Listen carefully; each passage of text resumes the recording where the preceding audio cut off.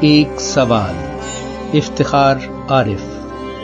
میرے آبا و اجداد نے حرمت آدمی کے لیے تابد روشنی کے لیے کلمہ حق کہا۔ مقتلوں، قید خانوں، صلیبوں میں بہتا لہو ان کے ہونے کا اعلان کرتا رہا۔ وہ لہو حرمت آدمی کی ضمانت بنا، تابد روشنی کی علامت بنا، اور میں پابرہنہ سرے کوچے احتیاج، رزق کی مصلحت کا اسیر آدمی سوچتا رہ گیا، جس میں میرے ان کا لہو ہے تو پھر یہ لہو بولتا کیوں نہیں؟